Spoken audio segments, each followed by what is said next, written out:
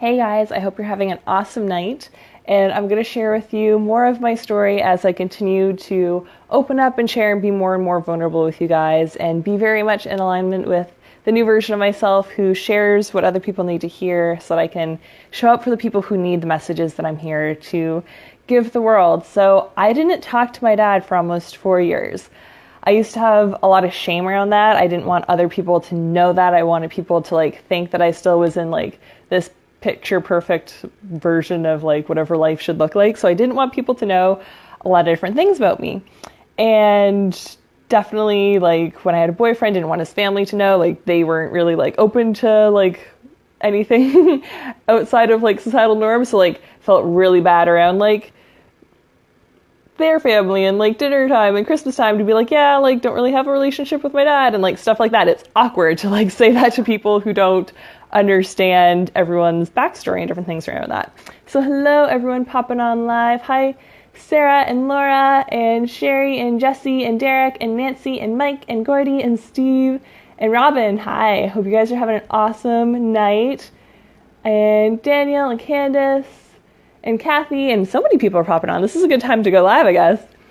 So yeah, when I was younger, I kind of created a perception in my head that my mom was a good guy and my dad was a bad guy. And I'm not going to go into all the stories and all the negative stuff that I created, but I essentially made it my mission to get out of the house, be debt free, and have a place that I could set up my mom. That was my goal throughout a lot of my life, was to get my mom away from my dad. That was the goal. So when was that? 4.5, 5 years, I'm, if you're on the timeline. So I think end of 2014, stuff like that. I was okay, this has to happen. I'm going to get an apartment and make everything better and shift and change those things. So in that process where my mom left my dad, and I don't want to get into everyone's stories, and there's people who are in my family and other things in the local area who can see this. So I'm not going to get into the stories and things. I want to get into the messages of healing to help and support people who know that they can have it too. Because I've come across vibrationally people who have issues with one or both of their parents, or who feel bad around what they've had to do to break away from the negative energy that was in their life and in their stories, so that they could move forward to a happier version of themselves. So I'm sharing that part. I don't want to get into the negative stuff, and I won't talk about that if anyone asks me. But the stories that were in my head was that he was the bad guy, she was the good guy, and when she left and was living with me, he told people they had to choose. So I obviously chose my mom. She was always the loving, nurturing, supportive person, versus my dad, in my mind, didn't care about me because he was never physically affectionate. He never said I love you. Just one time where I kind of freaked out because he said it over the phone, and then I was like, so Mom, is Dad okay? And found out he had cancer. So I was like, okay, that's not good. So through that story, I just was my mom's good, and if my dad wants people to choose, then screw him. He can disown himself. He can be separate. That's fine. It obviously didn't feel great, but I was living my life kind of the black and white version, where I was okay, this is what I need to think and believe for me to be okay with doing this, and to be okay, I have no connection with him, and that's fine, and I don't need to deal with it. And yeah, this is definitely vulnerable for me to share. This is very interesting. Hi, Misty and Adam and Jackie. I should have totally made some outlines or notes about this. And Anne-Marie, and hi, Renee, and Tondi, and Cody, all the cool people popping on live. I hope you guys are having an awesome night. Okay, vulnerably sharing all the things. Cool. So this is also to give you guys permission that you guys can share stuff, even if you're in your head about it sometimes, and don't want to necessarily tell other people's stories. It's never my intention to make anyone feel negative about themselves, or to people in the online community to feel negatively towards certain people in my life or my family. I just want to spread the messages so that other people can have hope for people where they have a negative relationship with one or both people in their family. I wonder if I swipe like this. Ooh, if I swipe, I can't see people popping in. That makes me feel better. Because someone who isn't like immediate close family, but like kind of close, was like popped on and made me nervous, and I shouldn't be so nervous, but I'm sharing vulnerably with you guys because the more I open up and see really cool people sharing vulnerably and sharing what's going through their head and stuff, I'm like, oh my gosh, you're so amazing and I love you and thank you for holding space for other people to do that and be like, you can be a normal person and not be perfect and just share your life and your experiences without needing to filter it or make it look like it's better than it is or pretend like you're better. So I'm the one who's going around being like, light workers, step up, do the things. And I'm like, I totally need to share the story. It was like on me all day long that I need to share this to give people hope. Okay. So I went a long time without working on my dad issues. So I had a bunch of daddy issues and then it would show up in my relationship. And in doing that, I'd work on it and I'd be like, okay, well, this is showing up in my relationship.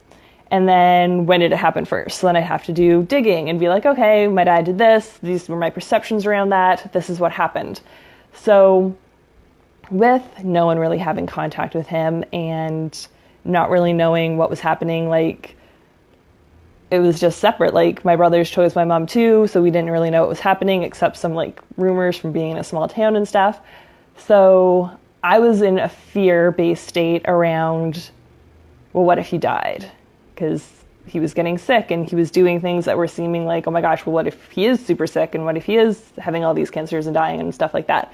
So I was just in fear around, well, what if I don't get enlightened enough and work through this junk and like do all these processes in enough time before he dies? And during some sessions, it was like, so if you don't do this work, if you don't lean into that pain, if you don't lean into the different lessons that you're trying to learn here, then it's going to be so much harder to do it without the other side there. So I like didn't know how it was going to be perceived by me reaching out to him because I was, in my mind, the biggest villain because I like took his wife away. Like I made a safe space for her to like leave to. So like I was like, I'm definitely the bad guy here. And in my mind, he's definitely my bad guy. So I'm like, this is probably going to be terrible if this ever like, if we have any kind of interaction, was the story I was telling myself. But in those sessions, it was like, it's going to be so much harder for me to not even reach out, for me to just have all these regret questions in my head that I don't actually deal with. So around Father's Day last year, I was doing enough work in it that I was like, okay, I can reach out to him on Facebook and just do that. So I did that and said like, Happy Father's Day, something like very simple and basic and plain, and was like in so much fear and stress about it. And yeah, my boyfriend at the time was super supportive of it and me doing that work and healing all those things and parts of myself that needed to be worked on. And it was like total fear-based. And because I had added him to Facebook, someone had reached out to me and they're like, oh my God, you're friends with your dad, and like had their story about my interaction with him again. So I was like, fuck, this is real. Like people's judgments and what I thought could happen is like going to happen. Like my worst case scenarios are going to happen and this is going to be terrible. Fortunately, it didn't. We every once in a while would kind of have some little communications on Facebook. And as I got stronger in the work that I was doing around forgiveness work and around being in alignment with myself, that really, really helped me. So seeing the stories that I had said around things, understanding all the pain and the anger and the suppressed resentment that I had around that. Like I've always grown up never yelling. Like I don't yell or scream or anything. Like I don't like when anyone raises their voice. It like makes me super, super uncomfortable. So that was something I had to work through because like if anyone rose their voice like around me at all, I'd get like super anxious. Like I'd feel sick. I'd feel panicky, like because he'd raised his voice and different things like that. So I had to do a lot of like Dear Dad letters where I was like writing down the stories and how that really made me feel and how it wasn't safe for me to feel how or express how I was actually feeling. And I just had to like suppress all this stuff down and make it in like a tight little bottle of like all the things that I could never express when I was younger and all the different stories that I told myself around the different situations and circumstances that were happening.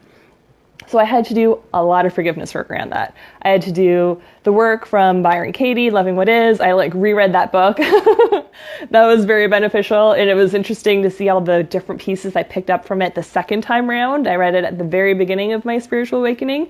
And then to read it again with different levels of perspective happening and different layers of the onion coming through. That was really interesting. So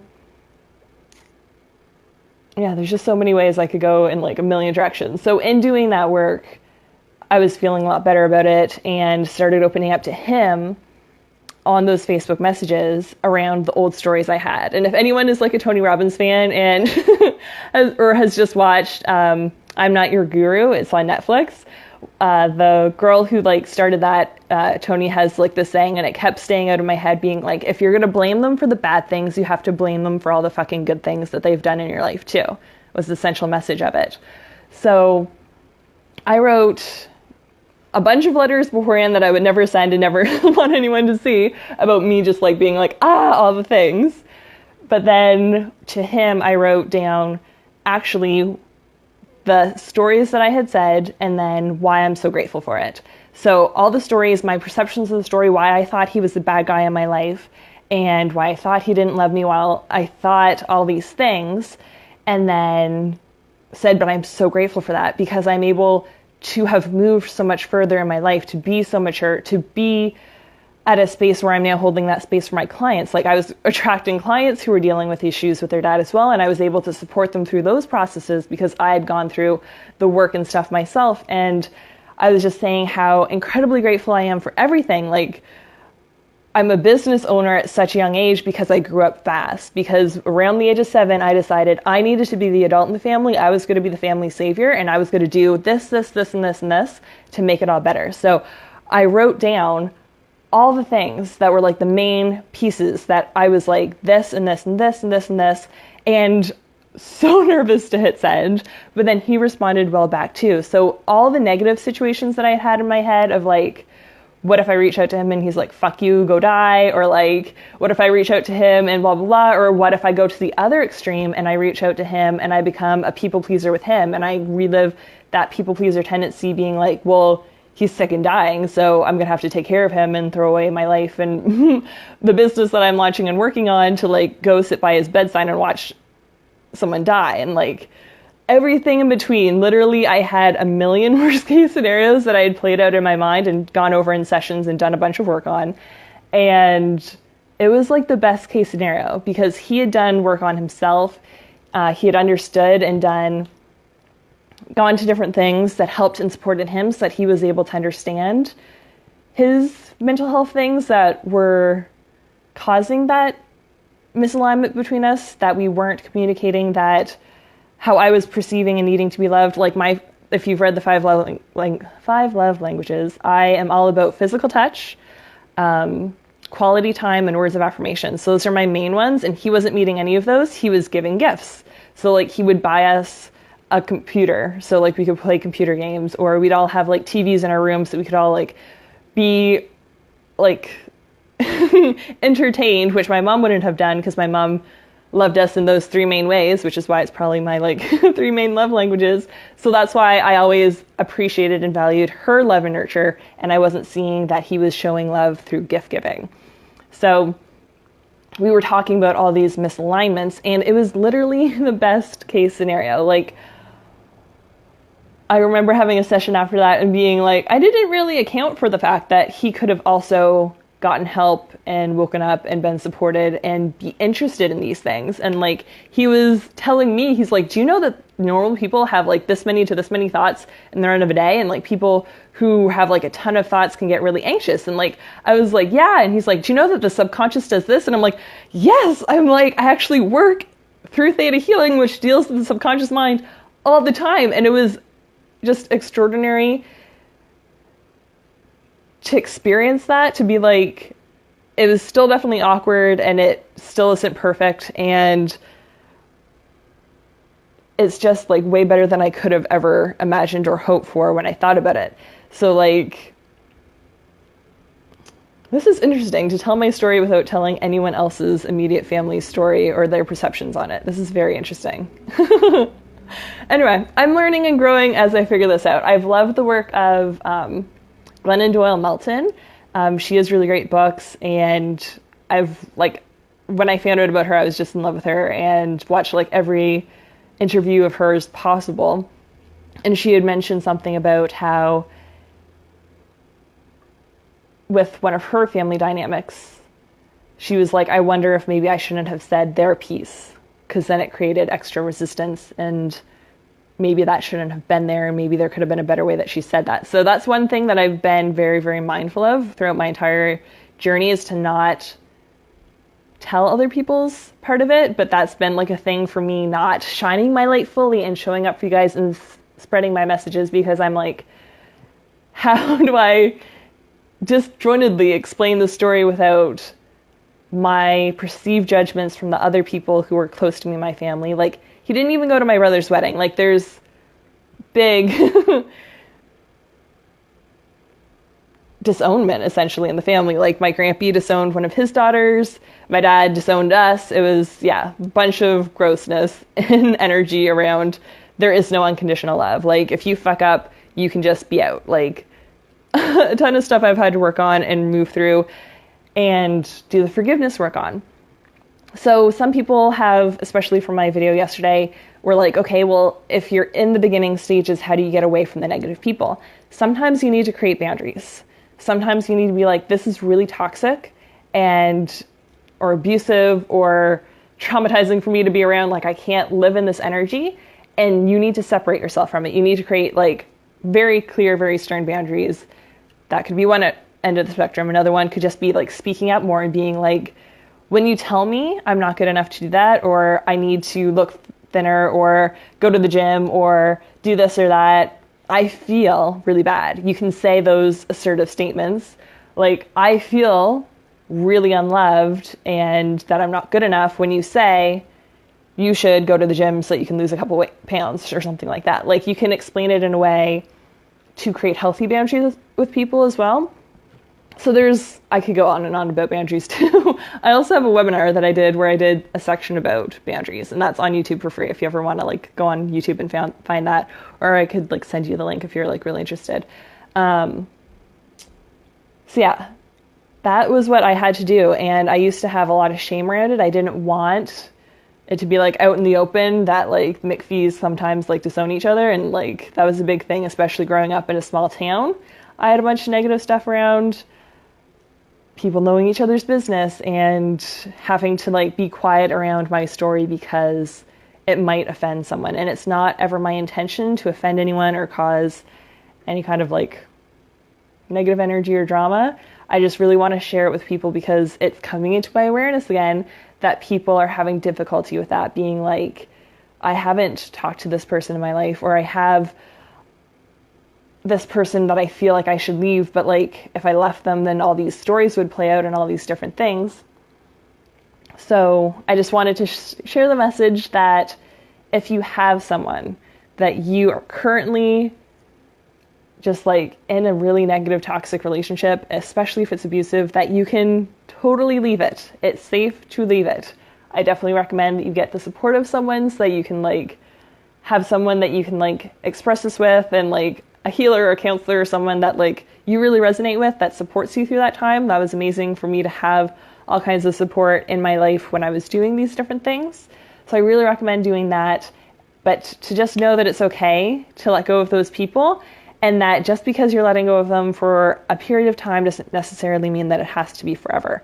So I kind of thought and had a bunch of negative stuff around, am I going to walk down the aisle by myself? Am I really just going to hold this in for forever? And it was brought to my awareness that I can't be fully in alignment with this loving being who's love and light, and hating half of myself, knowing that there's certain things that I do that are like my dad. I'm 50-50, my mom and my dad, so it was very out of alignment for me to not let go of those resentments and suppressed angers and frustration around what happened to me when I was younger, and that it's safe to start looking at that stuff. For a long time, I was slowly leaning into it, and then it was coming up for me because all these dad movies were coming on, and like the one where like Will Smith like cries and cries and cries and like loses his mind because he lost his daughter. I'm like, why doesn't my dad care and try to reach out to me?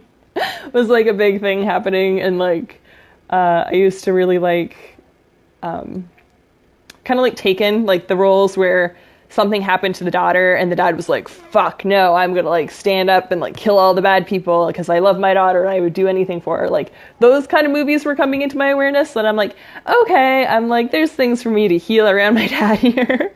And it was also very much mirroring in my relationship. So if any of those things are coming up for you and you're like, yeah, that's kind of time for me to work on, I encourage you to do that. A really super easy starter tip would be to write like a Dear Dad letter. So like never has to be sent to them ever.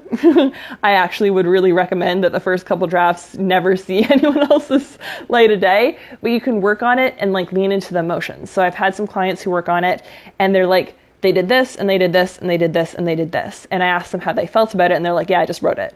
And it's like, did you write it and express stuff in it, or did you kind of write it as if it was a to-do list and it wasn't you that it happened to? It was just kind of like, these are things. And they're like, ooh, I just kind of wrote it as a to-do list.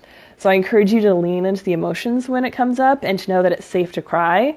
I used to never, ever, ever cry and be the strong one and be the one that everyone could always count on. And that wasn't healthy either. It's very healthy for us to release that negative energy, and crying is a really good way to do that when you feel called.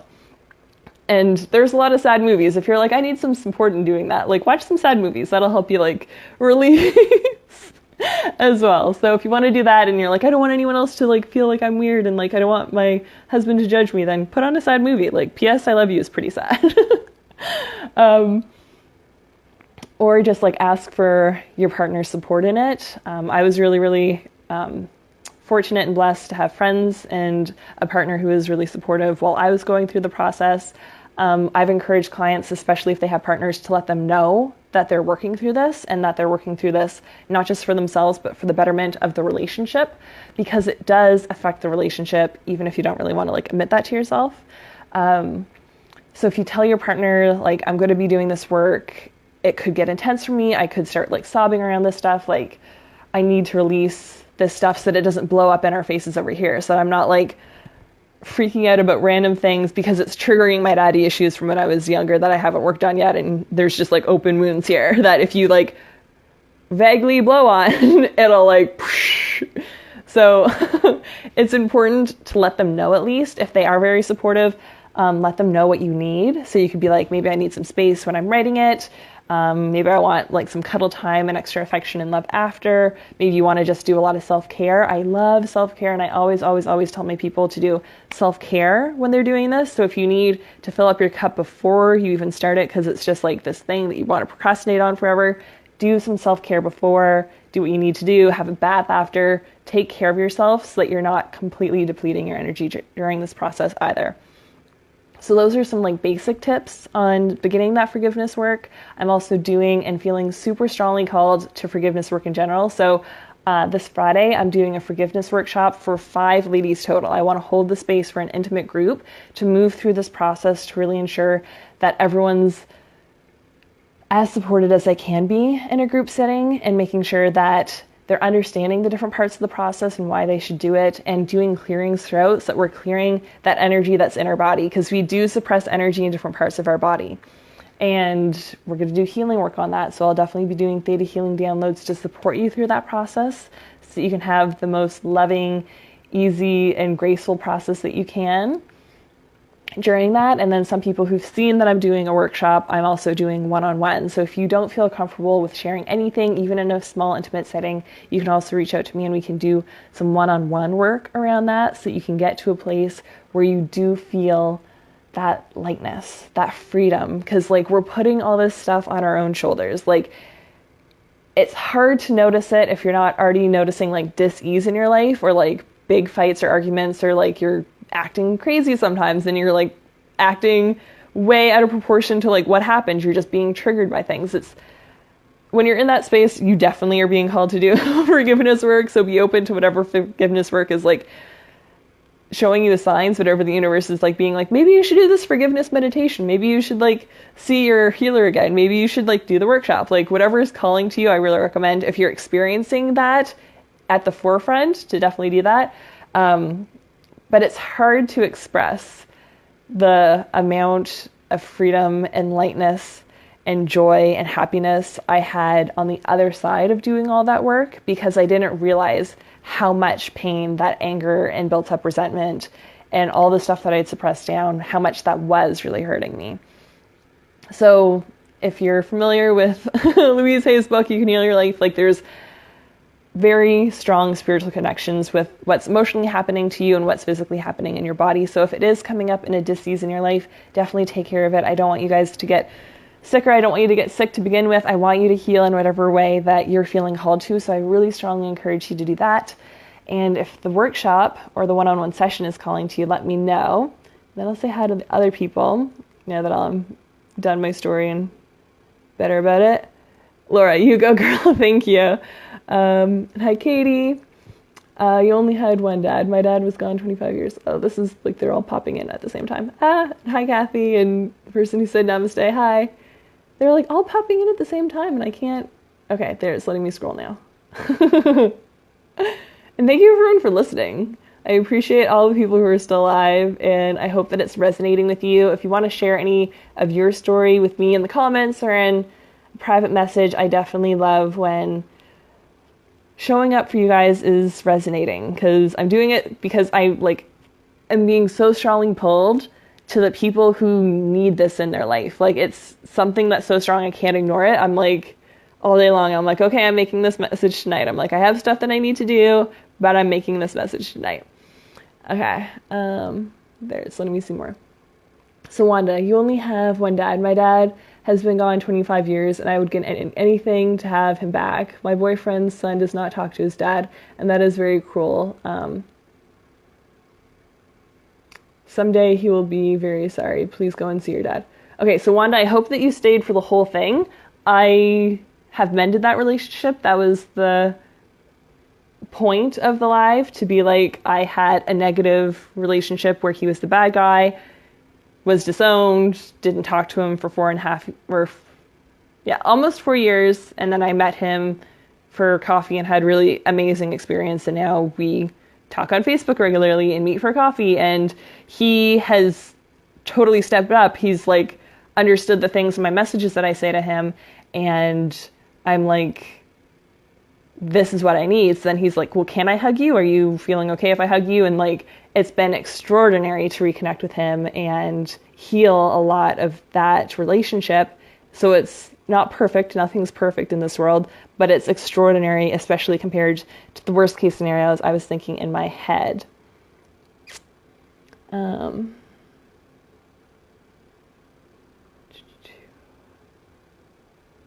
Okay. Letting me scroll.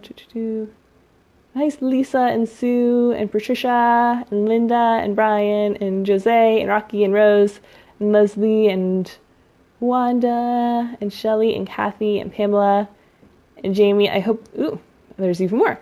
There's so many people watching. Wow. I'm glad that I turned it off so that I wasn't like, oh, this person's nearby and kind of knows my family and is watching. And I have like 4,000 friends, guys. Like, I wasn't doing this in any way to like bring my family stuff up. I'm really just here to share the messages of my tribe who need to really grow. And this part of their growth is coming up for them to learn their lessons and to forgive for that, so that they can hold more space and love for themselves and stop drinking the poison that is resentment and that is anger and that is unforgiveness and hoping the other person's going to get hurt or die from it. It's not going to happen. The only one you're hurting by not forgiving is yourself. So that's my main message for this. And hi, Carolyn and Brittany and Tabitha and Natalie and Corinne and Diane and Nadine and Kayla and Cindy. Okay, it's saying that there's more. And then, okay, and Gordy. Okay, Diane. Whoop. Okay, I haven't seen my dad since I was 5. My mom wouldn't let us see him. I find him in Hawaii when I was 20. When I found him, he treated me more like a good uncle.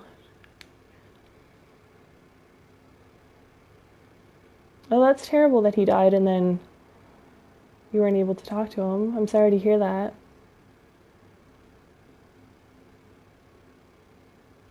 I'm glad that it became like a father-daughter relationship in the end, though, and that you at least had to get some good memories.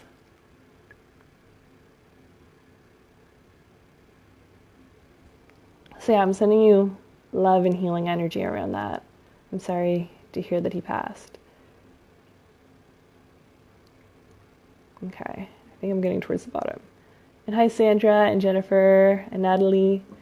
Okay, so I think I got everyone's comments. So if you want to share anything privately, definitely reach out to me. I'm here to support you guys and in any way that I can. I also offer complimentary 30-minute clarity sessions. So depending on what you need, it's based and tailored to your energy and what's going on in your life right now. So it can be about your dream happy life and how you can move you towards a more blissful, happy, free, abundant, amazing life, where we like kind of plan that out, see where you're energetically at a vibration for that, where there's like little improvements that you can do even by yourself. So if you don't want to work with me full time and do huge transformations in your life through transformational coaching and healing, then you can also just do 30-minute clarity calls to get a little bit more insight into your next steps and how you can move forward on different things. So I'm here for that. If you want to do a complimentary call, if you want to do the forgiveness workshop and that's calling to you, honor yourself and listen to your signs so that you can get what you need in your life. And I'm sending you guys all so much love and light. Bye.